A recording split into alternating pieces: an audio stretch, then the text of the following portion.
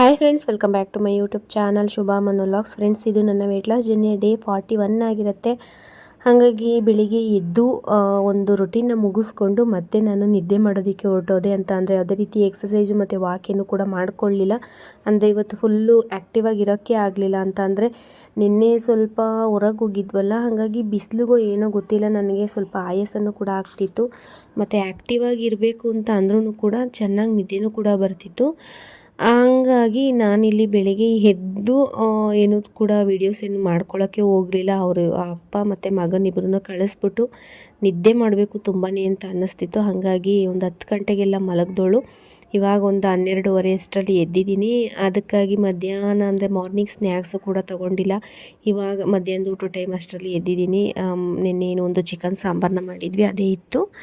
ಹಾಗಾಗಿ ಮಧ್ಯಾಹ್ನಕ್ಕೆ ರೊಟ್ಟಿನೋ ಮುದ್ದೆನೋ ಮಾಡ್ಕೊಳ್ಳೋಣ ಅಂತ ಹೇಳ್ಬಿಟ್ಟು ಎದ್ದೆ. ನನಗೂ ಕೂಡ ತುಂಬಾ ನಿದ್ದೆ ಇಳಿತಿತ್ತು. ಅಂದರೆ ವಿಡಿಯೋ ಎಡಿಟಿಂಗು, ವಾಯ್ಸ್ ಓವರು ಮತ್ತು ನನ್ನ ಒಂದು ವೆಯ್ಟ್ ಲಾಸ್ ಜರ್ನಿ ಸ್ಟಾರ್ಟ್ ಮಾಡಿಕೊಂಡು ಈಗ 40 ಡೇಸ್ ಆಯ್ತಲ್ಲ. ಹಾಗಾಗಿ ನನಗೂ ಕೂಡ ರೆಸ್ಟ್ ಬೇಕು ಅಂತ ಅನ್ನಿಸ್ತಿತ್ತು, ಏನೋ ಗೊತ್ತಿಲ್ಲ. ಆ್ಯಕ್ಟಿವಾಗಿ ಎಷ್ಟೇ ಇರೋಣ ಅಂತ ಟ್ರೈ ಮಾಡಿದ್ರೂ ಆಗ್ತಿಲ್ಲ, ತುಂಬಾ ನಿದ್ದೆ ಬರ್ತಿತ್ತು. ಹಾಗಾಗಿ ನಿದ್ದೆ ಮಾಡಿದರೆ ಸ್ವಲ್ಪ ಆರಾಮ್ ಅನಿಸ್ಬೋದು, ಇಲ್ಲ ಅಂದರೆ ದಿನವಿಡೀ ಸಿಣಿ ಅಂತ ಅನ್ನಿಸ್ತಾ ಇರುತ್ತೆ ಅಂತ ಹೇಳ್ಬಿಟ್ಟು ನಿದ್ದೆ ಮಾಡೋಣ ಅಂತೇಳಿ ನಿದ್ದೆ ಮಾಡಿಕೊಂಡೆ. ಮತ್ತು ಇಲ್ಲಿ ಸ್ನಾನ ಏನು ಮಾಡ್ಕೊಳ್ಳೋಕೆ ಹೋಗಲಿಲ್ಲ, ಮುಖ ತೊಳೆದು ಫ್ರೆಶ್ ಅಪ್ ಆದೆ ಅಷ್ಟೇ. ಸ್ನಾನ ಮಾಡೋ ಮೂಡಲ್ಲೂ ಕೂಡ ಇರಲಿಲ್ಲ ನಾನು. ಇನ್ನು ಮಧ್ಯಾಹ್ನದ ಊಟಕ್ಕೆ ಓಟ್ಸ್ ದೋಸೆ ಮತ್ತು ಚಿಕನ್ ಸಾಂಬಾರು ಇತ್ತಲ್ಲ, ಅದನ್ನೇ ತೊಗೊಳ್ಳೋಣ ಅಂತ ಹೇಳ್ಬಿಟ್ಟು ಓಟ್ಸ್ ದೋಸೆ ಮತ್ತು ಚಿಕನ್ ಸಾಂಬಾರನ್ನ ತೊಗೋತಾ ಇದ್ದೀನಿ. ಅಂದರೆ ಸ್ನ್ಯಾಕ್ಸು ಕೂಡ ತೊಗೊಂಡಿಲ್ಲ ಇವತ್ತು. ಅದಾದಮೇಲೆ ಊಟ ಎಲ್ಲ ಆದಮೇಲೆ ತೊಗೊಂಡ್ರಾಯ್ತು, ಊಟ ಟೈಮು ಕೂಡ ಬಂದಿತ್ತಲ್ಲ ಅಂತ ಹೇಳ್ಬಿಟ್ಟು ಊಟನ ಮಾಡ್ಕೋತಾ ಇದ್ದೀನಿ. ಇನ್ನು ಫ್ರೆಂಡ್ಸ್, ನಾನು ತುಂಬಾ ಕ್ಲಿಪ್ಪಿಂಗ್ಸ್ ತಗೊಂಡಿಲ್ಲ ಈ ಒಂದು ವಿಡಿಯೋದಲ್ಲಿ. ಹಾಗಾಗಿ ಒಂದು ಫ್ಲಾಕ್ಸ್ ಸೀಡ್ಸ್ ಖಾಲಿ ಆಗಿಬಿಟ್ಟಿತ್ತು. ಯೂಟ್ಯೂಬಲ್ಲಿ ನನಗೆ ಕಮೆಂಟಲ್ಲಿ ತಿಳಿಸಿದ್ರು ಒಬ್ಬರು ಸಿಸ್ಟರು. ಅಂದರೆ ಫ್ಲಾಕ್ಸ್ ಸೀಡ್ಸನ್ನ ಪುಡಿ ಮಾಡಿಕೊಂಡು ಮಜ್ಜಿಗೆಗೆ ಹಾಕಿ ಅಗಸೆ ಬೀಜದ ಮಜ್ಜಿಗೆ ಕುಡೀರಿ, ತುಂಬಾ ವೆಯ್ಟ್ ಲಾಸ್ ಚೆನ್ನಾಗಿ ಆಗುತ್ತೆ ಅಂತ ಹೇಳಿದರು. ನನಗೆ ಅದ್ರ ಬಗ್ಗೆ ಗೊತ್ತಿತ್ತು, ಬಟ್ ನಾನು ಏನು ಮಾಡ್ತಿದ್ದೆ ಅಂದರೆ ನೆನೆಸಿಟ್ಕೊಂಡು ಕುಡಿತಿದ್ನಲ್ಲ, ಹಾಗಾಗಿ ಅದ್ರ ಬಗ್ಗೆ ತಲೆ ಕೆಡಿಸ್ಕೊಳಕ್ಕೆ ಹೋಗಿರಲಿಲ್ಲ. ಅಂದರೆ ಮಜ್ಜಿಗೆಗೂ ಹಾಕ್ಕೊಂಡು ಕುಡಿಲಿಲ್ಲ. 2 ಟೈಮ್ ಆದರೆ ಹೆವಿ ಆಗಿಬಿಡುತ್ತೆ. ಏನೇ ನಾವು ಒಂದು ಡಯಟ್ ಮಾಡ್ಕೋತೀವಿ ಅಂತ ಅಂದರೆ ಅದನ್ನ ಪ್ರಮಾಣ ಕಡಿಮೆನೇ ಇರಬೇಕು. ಎಷ್ಟು ಸಿಗಬೇಕು ನಮ್ಮ ದೇಹಕ್ಕೆ ಒಂದಿನಕ್ಕೆ ಅಷ್ಟು ಸಿಕ್ಕಿದ್ರೇ ಒಳ್ಳೆಯದು. ಅತಿ ಆಯಿತು ಅಂತ ಅಂದರೆ ಅದು ಕೂಡ ಒಂದು ಹೆಲ್ತ್ ಪ್ರಾಬ್ಲಮ್ ಆಗುತ್ತೆ ಅಂತ ಹೇಳ್ಬಿಟ್ಟು ನಾನು ಹೆಂಗಿದ್ರು 1 ಮಂತು ಒಂದು ಮೆಂತ್ಯ ಮತ್ತು ಫ್ಲಾಕ್ಸ್ ಸೀಡ್ಸ್ ನೀರನ್ನ ಏನು ನೆನೆಸಿಟ್ಕೊಂಡು ಕುಡಿತಿದ್ದೆ, ಅಷ್ಟು ಸಾಕಾಗಿತ್ತಲ್ಲ ಅಂದ್ಬಿಟ್ಟು ಇವಾಗ ಒಂದು ವೀಕ್ ಚೇಂಜ್ ಮಾಡ್ಕೊಂಡಿದ್ದೆ ರೊಟೀನು. ಮತ್ತು ಫ್ಲಾಕ್ಸ್ ಸೀಡ್ಸು ಕೂಡ 1 kg ತಂದಿದ್ದು. ನಾನು ನಮ್ಮ ಮನೆಯವ್ರಿಬ್ಬರು ಕುಡಿತಾ ಇರೋದ್ರಿಂದ, ಅದನ್ನು ಬಳಸ್ತಾ ಇರೋದ್ರಿಂದ ಖಾಲಿ ಆಗಿಬಿಟ್ಟಿತ್ತು. ಹಾಗಾಗಿ ಅದನ್ನು ಬುಕ್ ಮಾಡಿದ್ದೆ, ಅದು ಕೂಡ ಬಂದಿತ್ತು. ಹಾಗಾಗಿ ಅಗಸೆ ಬೀಜದಿಂದ ಏನೇನು ಉಪಯೋಗ ನಮಗೆ, ಅದನ್ನು ನಮ್ಮ ಒಂದು ಡಯಟಲ್ಲಿ ಆ್ಯಡ್ ಮಾಡ್ಕೊತು ಅಂತ ಅಂದರೆ ಮತ್ತು ಒಂದು ಲೈಫ್ ಸ್ಟೈಲಲ್ಲೂ ಕೂಡ ಆ್ಯಡ್ ಮಾಡ್ಕೊಬಿಡ್ತು ಅಂತ ಅಂದರೆ ಏನೆಲ್ಲ ಬೆನಿಫಿಟ್ ಸಿಗುತ್ತೆ ಅಂತ ಈ ವಿಡಿಯೋದಲ್ಲಿ ಹೇಳೋಣ ಅಂತ ಅಂದ್ಕೊಂಡಿದ್ದೀನಿ. ಇನ್ನು ಸ್ನ್ಯಾಕ್ಸ್ ಟೈಮ್ ಆಯ್ತಲ್ಲ, ಚಿಂಟು ಕೂಡ ಸ್ಕೂಲಿಂದ ಬಂದಿದ್ದ, ಅವನಿಗೆ ಆ್ಯಪಲ್ನ ಕಟ್ ಮಾಡಿಕೊಡ್ತಾಯಿದ್ದೀನಿ. ಅಂದರೆ ನಾನು ಚಾಕುನಲ್ಲಿ ನೀಟಾಗಿ ಮೇಲುಗಡೆ ಮೇಣದ ಅಂಶ ಇರುತ್ತೆ ಅದನ್ನೆಲ್ಲ ಒರೆದು, ಅದಾದಮೇಲೆ ಅದನ್ನು ತೊಳೆದ ನಂತರ ಕಟ್ ಮಾಡಿ ಕೊಡ್ತೀನಿ. ಮೇಣದ ಅಂಶನ ತಿನ್ನಬಾರ್ದು, ವಿಷ ಅಂತ ಹೇಳ್ತಾರೆ. ಹಾಗಾಗಿ ಚಾಕಲ್ಲಿ ನೀಟಾಗಿ ಹೊರ್ಕೊತು ಅಂದರೆ ಅದು ನೀಟಾಗಿ ಅದರದ್ದು ಮೇಣದ ಅಂಶ ಎಲ್ಲ ಬರುತ್ತೆ ಆ್ಯಪಲಲ್ಲಿರೋದು. ಇನ್ನು ನಾನು ಆರೆಂಜು ಮತ್ತು ಬ್ಲ್ಯಾಕ್ ಕಾಫಿನ ಮಾಡ್ಕೋತಾ ಇದ್ದೀನಿ. ಅಂದರೆ ಸ್ವಲ್ಪ ಒಂಥರ ಏನೋ ಒಂಥರ ಅನ್ನಿಸ್ತಿತ್ತು, ಫೀಲ್ ಬ್ಯಾಡ್ ಅನ್ನಿಸ್ತಿತ್ತು. ಹಾಗಾಗಿ ಬ್ಲ್ಯಾಕ್ ಕಾಫಿನ ಕುಡಿದ್ರೆ ಮೈಂಡು ಕೂಡ ಚುರುಕಾಗುತ್ತೆ ಮತ್ತು ಆ್ಯಕ್ಟಿವ್ ಆಗ್ತೀನಿ ಅಂತ ಹೇಳ್ಬಿಟ್ಟು ಮಾಡಿಕೊಂಡು ಕುಡಿತಾ ಇದ್ದೀನಿ. ಇನ್ನು ತಲೆಗೆ ಸ್ವಲ್ಪ ಎಣ್ಣೆ ಹಾಕ್ಕೊಳ್ಳೋಣ, ಕೂದಲು ಎಲ್ಲ ಎಣ್ಣೆ ಹಾಕ್ಕೊಂಡು ಸ್ವಲ್ಪ ಹೆಡ್ ಮಸಾಜ್ ಮಾಡಿಸ್ಕೊಳ್ಳೋಣ ಅಂತ ಹೇಳ್ಬಿಟ್ಟು ಏನು ಒಂದು ನಾನು ಕಾಯಿಸಿಟ್ಕೊಂಡಿದ್ದೆ ಎಣ್ಣೆನ, ಅದು ವಿಡಿಯೋ ಮಾಡಿ ಅಪ್ಲೋಡ್ ಮಾಡಿದ್ದೀನಿ. ಬೇಕಿತ್ತು ಅಂದರೆ ನನ್ನ ಚಾನಲ್ ಓಪನ್ ಮಾಡ್ತು ಅಂದರೆ ಸಿಗುತ್ತೆ. ಆ ಎಣ್ಣೆನೂ ಕೂಡ ಹಾಕ್ಸ್ಕೊಳ್ಳೋಣ. ಮತ್ತು ನೆತ್ತಿಗೆ ಅಂದರೆ ಕೈ ಎಣ್ಣೆನ ಜಡಿಸ್ಕೊಳ್ಳೋಣ, ಅಂದರೆ ಹರಳೆಣ್ಣೆನ ಕಾಯಿಸಿ ಹಾಕಿಸ್ಕೊಳ್ಳೋಣ ಅಂತ ಹೇಳ್ಬಿಟ್ಟು ಅದನ್ನು ಕೂಡ ಬಿಸಿ ಮಾಡ್ಕೋತಾ ಇದ್ದೀನಿ. ನಾನಿಲ್ಲಿ ಒಂದು ಕಾಯಿಸಿ ಏನು ಎಣ್ಣೆನ ಇಟ್ಕೊಂಡಿದ್ದೀನಿ, ಅದನ್ನು ಡಾಬರ್ ಆಮ್ಲ ಎಣ್ಣೆದು ಬಾಟ್ಲಿತ್ತು, ಅದು ಖಾಲಿಯಾಗಿತ್ತು ಅಂತ ಹೇಳ್ಬಿಟ್ಟು ಅದಕ್ಕೇ ತುಂಬ್ಕೊಂಡಿದ್ದೀನಿ. ಹಂಗೆ ಅಂದ್ಬಿಟ್ಟು ಡಾಬರ್ ಆಮ್ಲ ಎಣ್ಣೆ ಹಾಕ್ತಾಯಿದ್ದೀರಾ ಅಂತ ಅಂದ್ಕೋಬೇಡಿ. ನಾನು ಕಾಯಿಸಿ ಇಟ್ಕೊಂಡಿರೋ ಎಣ್ಣೆನ ಒಂದು ಬಾಟ್ಲು ಖಾಲಿಯಾಗಿತ್ತಲ್ಲ ಅದಕ್ಕೆ ಸೇರಿಸ್ಕೊಂಡಿದ್ದೀನಿ. ಅದು ವಿಡಿಯೋ ಅಪ್ಲೋಡು ಕೂಡ ಮಾಡಿದ್ದೀನಿ, ಚೆಕ್ ಮಾಡಿ. ಒಂದೊಳ್ಳೆ ರಿಸಲ್ಟ್ ಸಿಗುತ್ತೆ. ಅಂದರೆ ನಮ್ಮ ಒಂದು ಡ್ಯಾಂಡ್ರಫು, ಏರ್ ಫಾಲು ಮತ್ತು ಏರ್ ಡ್ಯಾಮೇಜು ಮತ್ತು ಏರ್ ಗ್ರೋತ್ ಆಗಲ್ವಲ್ಲ, ಆ ಥರದಕ್ಕೆಲ್ಲ ಒಳ್ಳೇದು ಈ ಒಂದು ಆಯಿಲು. ಹಂಗಾಗಿ ಚೆಕ್ ಮಾಡ್ತು ಅಂದರೆ ನೀವು ಸಿಗುತ್ತೆ ನಿಮಗೆ ಒಂದು ವಿಡಿಯೋ, ನೀವು ಕೂಡ ನೋಡಿಕೊಂಡು ಮಾಡ್ಕೋಬೋದು. ಮತ್ತು ಫ್ರೆಂಡ್ಸ್ ಎಣ್ಣೆ ಹಾಕಿಸ್ಕೊಂಡು ಸ್ವಲ್ಪ ಹೆಡ್ ಮಸಾಜ್ ಮಾಡಿಸ್ಕೊಂಡ್ಮೇಲೆ ರಿಲ್ಯಾಕ್ಸ್ ಅಂತ ಅನ್ನಿಸ್ತು. ಅದಾದ ನಂತರ ನಾನು ಸ್ವಲ್ಪ ಹೊತ್ತು ಸೆಟಲ್ ಕಾಕ್ನ ಆಡೋಣ ಅಂದರೆ ಬೆಳಗ್ಗೆಯಿಂದ ಯಾವುದೇ ರೀತಿ ಆ್ಯಕ್ಟಿವಿಟೀಲಿ ನಾನು ಪಾಲ್ಗೊಂಡಿಲ್ಲ. ಸೆಟಲ್ ಕಾಕ್ ಆಡೋಣ ಅಂತ ಹೇಳ್ಬಿಟ್ಟು ಸೆಟಲ್ ಕಾಕ್ನ ಆಡಿ ಬಂದು ಚೆನ್ನಾಗಿ ಬೇವ್ತಿದ್ನಲ್ಲ, ಮುಖ ಎಲ್ಲ ತೊಳ್ಕೊಂಡು ಇಲ್ಲಿ ಅಡುಗೆ ಮನೆಗೆ ಬಂದೆ. ನಮ್ಮ ಮನೆಯವರು ಕಾಫಿ ಮಾಡಿಕೊಡು, ಸ್ವಲ್ಪ ಕಾಫಿನ ಕುಡಿಬೇಕು ಅಂತ ಅಂದರು. ಹಾಗಾಗಿ ಡೈಲಿ ಏನು ಕೇಳಲ್ಲ, 2 ದಿವ್ಸಕ್ಕೊಂದ್ಸಲನಾದರೂ ಮಾಡಿಕೊಡು ಅಂತ ಹೇಳ್ತಾರೆ. ಹಾಗಾಗಿ ನಾನಿಲ್ಲಿ ಅವರಿಗೆ ಕಾಫಿ ಮಾಡಿಕೊಟ್ಟು ಚಿಂಟುಗೆ ಬೂಸ್ಟ್ನ ಮಾಡಿಕೊಡ್ತಾ ಇದ್ದೀನಿ. ನಾನು ನೋ ಶುಗರ್ ಚಾಲೆಂಜ್ನಲ್ಲಿರೋದ್ರಿಂದ ಕಾಫಿ ಟೀ ಏನೂ ಮುಟ್ತಾಯಿಲ್ಲ, ಅಂದರೆ ಶುಗರೇ ಮುಟ್ತಾಯಿಲ್ಲ. ಇನ್ನು ಹಸು ಹಾಲಿಂದ ಮಜ್ಜಿಗೆ ಮೊಸರು ಮಾಡ್ಕೊತಿದ್ದೆ. ಇವತ್ತಿಂದ ಎಮ್ಮೆ ಹಾಲು ತೊಗೊಂಡು ಮಜ್ಜಿಗೆ ಮೊಸರನ್ನ ಮಾಡ್ಕೊತಾ ಇದ್ದೀವಿ. ಹಾಗಾಗಿ ಎಮ್ಮೆ ಹಾಲನ್ನು ಕೂಡ ಚೆನ್ನಾಗಿ ಕಾಯಿಸಿ ಆರಕ್ಕೆ ಬಿಟ್ಟು ಅದಾದ ನಂತರ ಅದಕ್ಕೆ ಮಜ್ಜಿಗೆನೋ ಮೊಸರನ್ನ ಹಾಕ್ತು ಅಂತ ಅಂದರೆ ಇನ್ನು ನಾಳಿನ ದಿನಕ್ಕೆ ನಮಗೇನು ಮಜ್ಜಿಗೆ ಮೊಸರು ಆಗುತ್ತೆ. ಅದಕ್ಕೆ ನಾನಿಲ್ಲಿ ಎಮ್ಮೆ ಹಾಲು ಸ್ವಲ್ಪ ತಂಪು, ಇವಾಗ ಸ್ವಲ್ಪ ಬೇಸಿಗೆನೂ ಸ್ಟಾರ್ಟ್ ಆಯ್ತಲ್ಲ, ಬಿಸಿಲು ಜಾಸ್ತಿ ಆಗಿದೆ, ನಮ್ಮ ದೇಹಕ್ಕೆ ತಂಪು ಅಂತ ಹೇಳ್ಬಿಟ್ಟು ಎಮ್ಮೆ ಹಾಲಿನ ಮಜ್ಜಿಗೆನೇ ಮಾಡ್ಕೋತಾ ಇದ್ದೀನಿ. ಮತ್ತು ಫ್ರೆಂಡ್ಸ್, ನಾನೇನು ಒಂದು ಮಧ್ಯಾಹ್ನ ಓಟ್ಸ್ ದೋಸೆ ಮತ್ತು ಚಿಕನ್ ಸಾಂಬಾರಲ್ಲಿ ಊಟ ಮಾಡಿದ್ದೆ. ಅದೇ ಒಂದು ದೋಸೆ ಇಟ್ಟಿತ್ತು ಮತ್ತು ಚಿಕನ್ ಸಾಂಬಾರು ಕೂಡ ಇತ್ತು. ಇನ್ನು ಚಿಕನ್ ಸಾಂಬಾರು ಖಾಲಿ ಆಗೋವರೆಗೂ ಅದೇ ಒಂದು ಊಟನೇ ಆಗಿರುತ್ತೆ. ನಮ್ಮ ಮನೇಲಿ ಎಲ್ರಿಗೂ ಕೂಡ ತುಂಬಾ ಇಷ್ಟ ಚಿಕನ್ ಅಂದರೆ. ಹಾಗಾಗಿ ಇನ್ನು ಇವತ್ತಿಗೆ ಮುಗ್ದೋಗುತ್ತೆ. ನೆನ್ನೆ ನೈಟ್ ತಂದಿದ್ದು ಇವತ್ತು ಸಂಜೆವರೆಗೂ ಕೂಡ ಅದೇ ಆಯಿತು. ಹಾಗಾಗಿ ಓಟ್ಸ್ ದೋಸೆ ಮತ್ತು ಚಿಕನ್ ಸಾಂಬಾರನ್ನೇ ತಿಂತಾಯಿದ್ದೀನಿ. ಇವತ್ತು ಅಷ್ಟೇನು ಆ್ಯಕ್ಟಿವ್ ಆಗಿರಲಿಲ್ಲ, ಅಷ್ಟು ಏನು ಕ್ಲಿಪ್ಪಿಂಗ್ಸು ಕೂಡ ತೊಗೊಂಡಿರಲಿಲ್ಲ.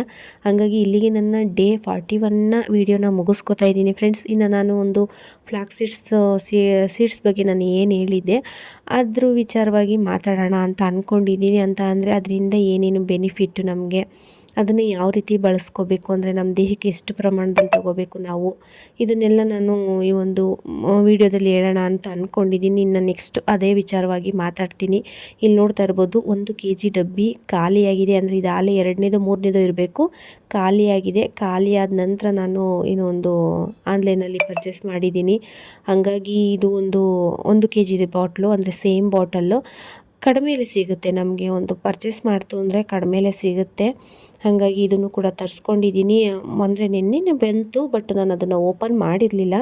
ಮತ್ತು ಫ್ರೆಂಡ್ಸ್, ನಾನು ಅಂದ್ಕೊಂಡಿದ್ದೆ ಈ ಒಂದು ಅಗಸೆ ಬೀಜನ ವೆಯ್ಟ್ ಲಾಸ್ ಜರ್ನಿಲಿ ಮಾತ್ರ ಬಳಸ್ಕೋಬೇಕು, ಅದಾದಮೇಲೆ ಏನು ಬೇಕಾಗಿಲ್ಲ ಅಂತೇನೋ ಅನಿಸುತ್ತೆ ಅಂತ ಅಂದ್ಕೊಂಡಿದ್ದೆ. ಬಟ್ ಅದು ತಪ್ಪು. ನಮ್ಮ ಒಂದು ಡೈಲಿ ಲೈಫ್ ಸ್ಟೈಲಲ್ಲಿ ಇದನ್ನು, ನಮ್ಮ ಆಹಾರ ಪದ್ಧತಿಲಿ ಇದನ್ನು ಕೂಡ ಸೇರಿಸ್ಕೊತು ಅಂತ ಅಂದರೆ ನಮಗೆ ತುಂಬಾ ಉಪಯೋಗ ಇದೆ. ನನಗೂ ಕೂಡ ಅಷ್ಟು ಡೀಟೇಲಾಗಿ ಗೊತ್ತಿಲ್ಲ, ಬಟ್ ನಾನು ಇದ್ರ ಬಗ್ಗೆ ವಿಚಾರನ ತಿಳ್ಕೊಂಡಾಗ ನನಗೆ ಅದಾದಮೇಲೆ ಗೊತ್ತಾಯಿತು ಏನೆಲ್ಲ ಬೆನಿಫಿಟ್ಸ್ ಇದೆ ಅಂತ.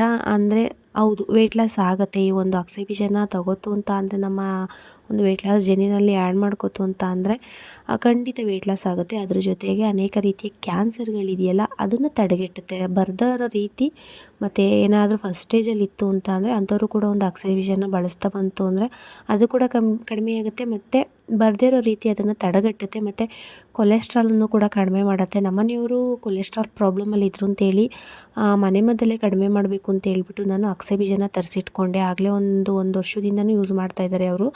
ಹಾಗಾಗಿ ನಾನು ಮುಂಚೆ ವೆಯ್ಟ್ ಲಾಸ್ ಮಾಡ್ಕೋಬೇಕಾದ್ರೆ ಯೂಸ್ ಮಾಡ್ತಿದ್ದೆ, ಮಧ್ಯದಲ್ಲಿ ಬಿಟ್ಟಿದ್ದೆ. ಇವಾಗ ವೆಯ್ಟ್ ಲಾಸ್ ಸ್ಟಾರ್ಟ್ ಮಾಡ್ಕೊಂಡಿದ್ದೇನಲ್ಲ, ಇವಾಗ ಅದನ್ನು ಆ್ಯಡ್ ಮಾಡ್ಕೊಂಡಿದ್ದೀನಿ ತೊಗೊಳೋದಕ್ಕೆ. ಹಾಗಾಗಿ ಒಂದು ಕೊಲೆಸ್ಟ್ರಾಲನ್ನು ಕಡಿಮೆ ಮಾಡುತ್ತೆ ಈ ಒಂದು ಅಗಸೆ ಬೀಜ ಅಂತ ಅನ್ನೋದು. ಕೊಲೆಸ್ಟ್ರಾಲ್ ಕಮ್ಮಿ ಆಯಿತು ಅಂದರೆ ಅಲ್ವಾ ನಮ್ಮ ಒಂದು ವೆಯ್ಟ್ ಲಾಸು ಕೂಡ ಆಗೋದು, ನಾವು ಕೂಡ ಫಿಟ್ಟಾಗಿ ಕಾಣಿಸೋದು. ಇನ್ನು ನಮ್ಮ ಒಂದು ತ್ವಚೆಯ ಸೌಂದರ್ಯಕ್ಕೆ ಮತ್ತು ಹೇರ್ ಗ್ರೋತ್ಗೆ, ಅನೇಕ ರೀತಿಯ ಹೃದಯ ಸಂಬಂಧಿತ ಕಾಯಿಲೆಗಳಿಗೆ ಈ ಒಂದು ಫ್ಲಾಕ್ ಸೀಡ್ಸ್ ಅನ್ನೋದು ತುಂಬಾ ಒಳ್ಳೆಯದು. ಮತ್ತು ಇದರಲ್ಲಿ ಫೈಬರ್ ಕಂಟೆಂಟ್ ಜಾಸ್ತಿ ಇರೋದ್ರಿಂದ ನಮ್ಮ ಕಾನ್ಸ್ಟಿಪೇಷನ್ಸ್ ಪ್ರಾಬ್ಲಮ್ ಇತ್ತು ಅಂದರೆ, ಮಲಬದ್ಧತೆ ಪ್ರಾಬ್ಲಮ್ ಇತ್ತು ಅಂದರೆ ಅದು ಕೂಡ ಆರಾಮಾಗುತ್ತೆ. ಅಂದರೆ ಯಾವುದೇ ರೀತಿಯ ತೊಂದರೆ ಇಲ್ದಂಗೆ ನಮ್ಮ ಒಂದು ಮಲಬದ್ಧತೆಯ ಪ್ರಾಬ್ಲಮ್ಮು ಕೂಡ ಕಡಿಮೆ ಆಗ್ತಾ ಬರುತ್ತೆ. ಇನ್ನು ಫ್ರೆಂಡ್ಸ್, ತುಂಬಾ ಹೆಲ್ತ್ ಬೆನಿಫಿಟ್ಸ್ ಇದೆ ಇದರಿಂದ. ಮತ್ತು ಇದರಲ್ಲಿ ಒಮೆಗಾ 3 ಫ್ಯಾಟ್ ಇರೋದ್ರಿಂದ ನಮ್ಮ ಒಂದು ಡಯಟಲ್ಲಿ ತುಂಬಾ ಒಳ್ಳೆಯದು.